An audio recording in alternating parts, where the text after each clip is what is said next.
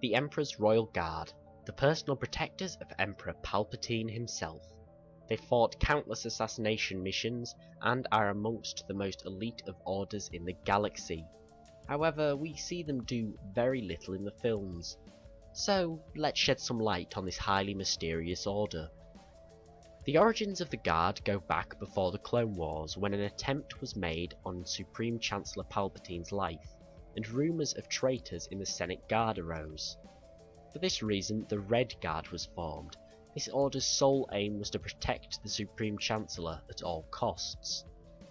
They were experts at most forms of conflict, and were often selected from promising Senate commandos. Now, until the point of the founding of the Empire, the Red Guard were quite linear, if you will.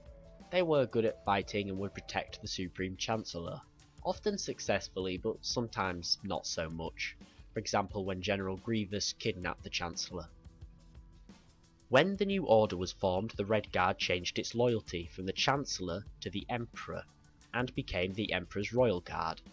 This is down to how the Red Guard had loyalty to the Chancellor, not to the Republic. Any signs of disloyalty were quickly snuffed out by the Emperor.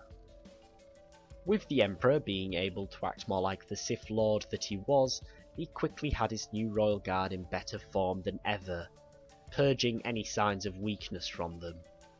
They were trained in many forms of combat, primarily a martial arts style, where they would use their force pikes to easily dispatch foes.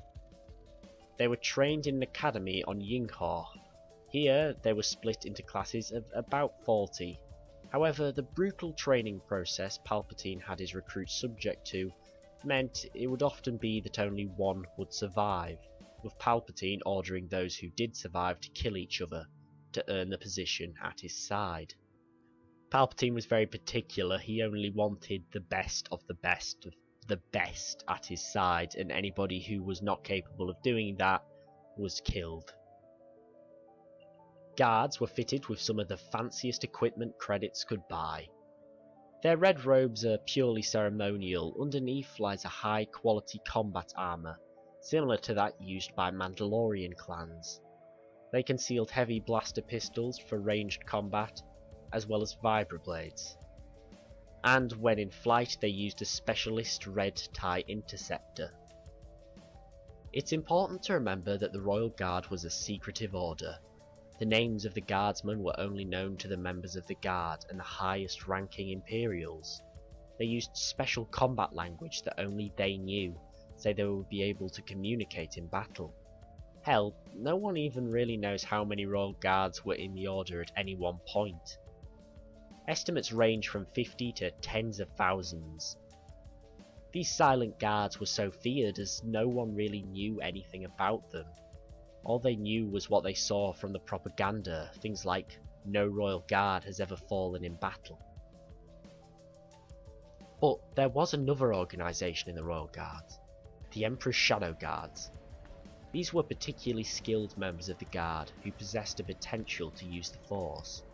They were taken to a secret facility and taught to use the dark side of the Force by the Dark Jedi, and were closely monitored by Inquisitors. The Shadow Guard worked on Palpatine's side projects, if you will, as well as his personal protection. The Shadow Guards wore similar armour to the standard Royal Guards, but with inverted colours. As well as that, they equipped lightsaber pikes, which far exceeded the Royal Guard's force pikes. They would lead legions of stormtroopers into battle against the Empire's most hated of foes.